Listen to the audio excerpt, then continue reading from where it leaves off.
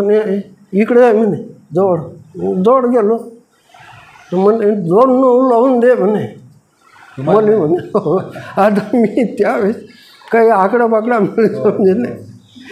20 पैशाले काय 15 पैशाला 12.5 भेटे त्यावेळेस. तर 2 लावून दे म्हणे. मी म्हटलं बाबाजीनं मला काय आकडा सांगितला.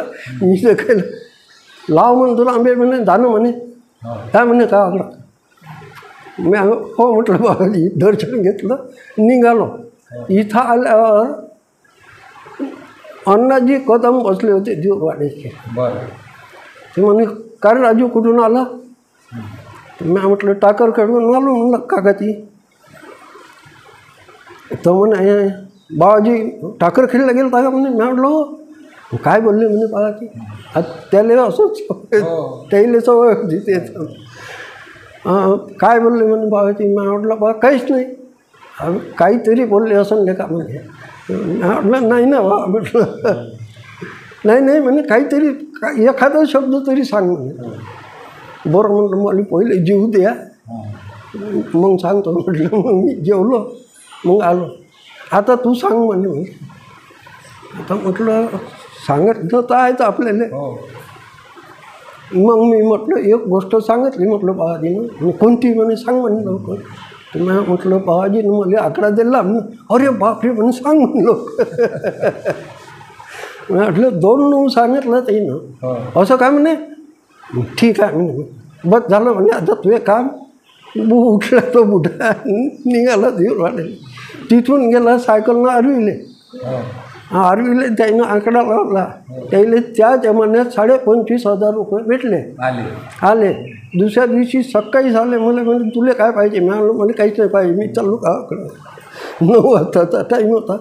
गावात जाऊन म्हटलं तुम्हाला काय द्यायचे असेल तर जाऊन त्या म्हणजे बाबाजीनं मी तिथं असताना बाबाजीला हे माहीत होतं हा आकडा लावत नाही. पण त्याच्यासाठी आकडा पाठवला. हां हे आणि त्याची परिस्थिती होती तेव्हा कर्जबाजारीची. ते निपटलं त्याचं. म्हणजे कुठून कुठे चाबी फिर हे सांगता येत नाही. बाबाजीचं कनेक्शन असं. आणि तिसरा अनुभव असा आहे त्याच्यानंतरचा. एक दिवस मी टाकरखेडला जात असताना सूर्य उपासक होते ना बाबाजी. तर म्हटलं बाबाजीनं सूर्य उपासना कशी केली हे एका जणानं मला सांगितलं होतं. तर म्हटलं बाबाजी सूर्य उपासक आहे तर बाबाजीचे डोळ्यात तेच असणच म्हटलं. मग असा विचार करून मी ते जे त्याची खोली आहे तिथं टाकरखेडची जुनी त्या खोलीच्या इकडून कठोरा लावला आहे. तिथं बसण्याचे हां ते बसले होते. मागून कूड होता एक. त्या जमान्यात कूड होता. त्या कुडापाशी मी बसलो. आणि मनात असे म्हटलं बाबाजीच्या आज डोळे भरून पाहायचं म्हटलं बाबाजीचे डोळ्यामध्ये. हो जसा बसलो माय डोळे पाहते लेकाला आहे ना म्हणे. माय डोळे पाहता आणि जो पाय म्हणे आता पाहिलं मी. आणि जो धारा लागल्या माझ्या डोळ्याला त्या सूर्य तेजामुळं एवढं तेच का मग त्या धारा काही बंद होई नाही. आता कसं करावं. त्याच कारणानं बाबाजी आपले भिंतीकडे पाहत असावे का बाबा भक्तांच्या नजरेत नजर जर पडली तर यांचे डोळे फाकून जाईल कदाचित. त्याच कारणानं ते भिंतीकडे पाहत असावे बाबाजी. तुम्हाला आता साक्षात्कारच घडला ना. पहा ना माझ्या डोळ्यात पाहते लेखाला आहे ना. माझ्या डोळ्यात पाहते लेखाला आहे ना. घे पाय बा पहा ना. तुमच्या डोळ्यातले मग ते आसू थांबलेच नाही का. नाही थांबले नाही. मग मी विनंती केली बाबा मी गलती केली म्हणलं मी तुमच्या शरण आलो. मग हे आसू पण करा म्हणून. हां जाय म्हणे तोंड धुईल का म्हणे तिथं. मग तोंड धुतलं. मग ते आसू माही बंद झाले. हां त्याच्यानंतर एक अनुभव असा आहे का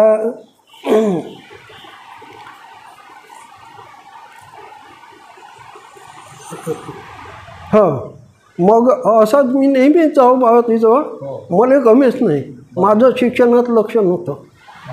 माझं या संत मार्गी रामायण महाभारत. हां शिक्षण किती झालं. शिक्षण मॅट्रिक नापास आहो मी. कसा तरी प्रसंग सांगा तो. हो गेलो बसलो असा बाबाजीजवळ. म्हणे मालकीनं पेढा पाठवला ना म्हणे. म्हटलं हो बाबाजी. दे ना म्हणे. मग माझी आई पेढा बनवून दे. घरी दिला होता का पेढा तो? हो बनवून दे. घरी तूप होता, खवा खोटून तिनं पेढा बनवून मला दिला. नेहमीच देते मी जावतो. तर मग तो डबा मी बाबाजीकडे दिला. मी त्यानं ते डबा उघडून त्याच्याकडं सरकवल्या. त्याच्यातले 5-6 पेढे खाल्ले. हो आणि नंतर 5-7 ठेवून दिले. रामदासजी उभे होते तिथं, त्याला दिले 2 पेढे. हा 1 पेढा मला दिला आणि हा डब्बा तू घराकडे घेऊन जा प्रसाद म्हणून. तो डब्बा मी घेतला. लेखा आहे नाही म्हणे, रामकृष्ण हरीचा जप करणं पेपर ना तुम्हाला म्हणे. हो म्हटलं करशील ना म्हणे. म्हटलं हो हो म्हटलं बाबाजी करीन. म्हटलं अबे कर म्हणे, मी तुला सांगून राहिलो म्हणे, कर म्हणे, याच्यातून तुझ्या फार मोठा उद्धार आहे म्हणे. असं ते बोलले. आता त्यावेळेस आपलं वय म्हणजे हो तरी करतो म्हटलं बाबा जाय म्हणे. मग त्याच्यानंतरचा एक अजून असा आहे का वडिलांशी माझा वाद झाला त्याचा म्हणे. जमीन एवढी होती पण पैशाची अडचण नेहमी राहते.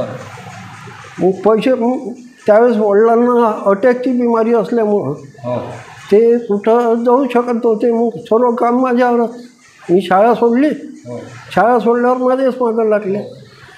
तर जा इथून पैसे आण, तिथून पैसे आण. मी कटावून गेलो. पैसे मागायला जाऊ तर पैसे दे नाही लोक. मग मला राग. भाडं धामणगावचं मकान भाडं नव्हतं. ते भाडे करायला पैसे मागवतो ती दे नाही. म्हणून त्या गोष्टीवरून मला बाबाजीशी 2 गोष्टीचा वाद झाला. तर मग मी म्हटलं मी काही राहत नाही, मी चाललो.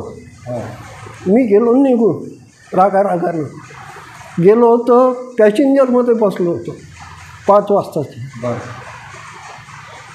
निघून जा तर रागाच्या ह्याच्यात मग आठवण आली का आपण जर दूर निघून गेलो तर बाबाजीचं दर्शन होणार नाही.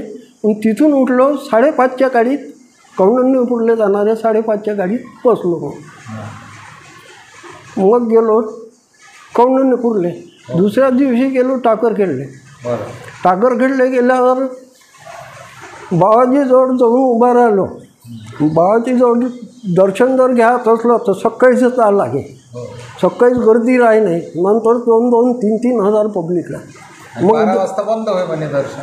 हो ते 12 वाजता ते झोपा त्यावेळेस आराम करण्याची वेळ, त्यावेळेस बंद होय. नंतर 4 वाजता पुन्हा येते. हो पण सकाळीच जर केलं तर सकाळी ते खोलीतच सापडले. आणि रामदासजीची ओळख असल्यानं ते मला डायरेक्ट बस त्यानं गेल्याबरोबर म्हणे कुठं चालला बेल लेखाला आहे ना म्हणे. कुठं जातं म्हणे तू. म्हटलं मी काही बोललो नाही. अभि तू कुठं जाणार आहे तू मला माहीत आहे म्हणे. पण म्हणे लेखा तिकडं जाऊ नको म्हणे, हे कोण सांभाळ म्हणे. म्या म्हटलं बाबाजी म्हटलं नाही म्हणलं मला जायचं आहे. तर म्हणे नाही म्हणे अबे मालकाचे दिवस थोडे आहे ना म्हणे, हे तुलेच सांभाळायला लागते ना. तुमच्या वडिलाचे? हो तुमच्या वडिलाला मालक म्हणे? हो मालक म्हणे. बरं. तो मी म्हटलं मालकाचे दिवस थोडे आहे म्हणजे मला शंका आली. मग अबे म्हणे हे तुलेच सांभाळायला लागते म्हणे. मी प्रश्न केला बाबाजीला. म्हणलं मी सांभाळतो हे बरोबर आहे, पण म्हटलं आमच्याजवळ एवढी जमीन असून आमची दशा काऊन अशी, हे काऊन असं म्हटलं बाबाजी. पैशाली काऊन धावा लागते. तर म्हणे अभे म्हणे मालकाचा भोग आहे म्हणे, तो भोगा लागते ना लेखाला आहे म्हणे. तर मी म्हटलं मग बस म्हणे खाली. बसलो. तर मी म्हटलं बाबाजी मालकाचा भोग आहे, भोगा लागते, पण मलाही भोगा लागेल का म्हणलं. मलाही भोगा लागेल का म्हटलं. मग बाबाजी हसले. हसले का? हो हसले. मग काय म्हणे हो लेखाला आहे ना म्हणे, जाय तुले सरणार नाही. सरणार नाही म्हणजे? हो जाय तुले सरणार नाही एवढं बोलले. आशीर्वाद दिला. आणि जा म्हणे तुले दोघं जण न्यायला आहे म्हणे कोण पुरले असं काय घराकडेच आहे म्हणे वापस. हां तर हा बबन जयस्वाल हिरपूरचा माझा आमच्याच घराण्यातला आहे तो आणि त्याचा अधोभाऊ धदोडीचा प्रकाश जयस्वाल हे आले होते हे कोण बोलले होते.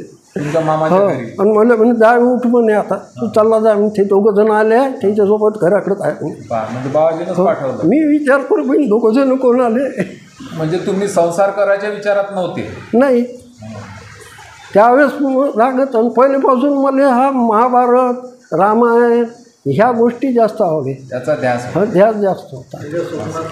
आज एवढा मोठा जो तुमचा परिवार आहे हा परिवार बाबाजीनं तयार केला ना.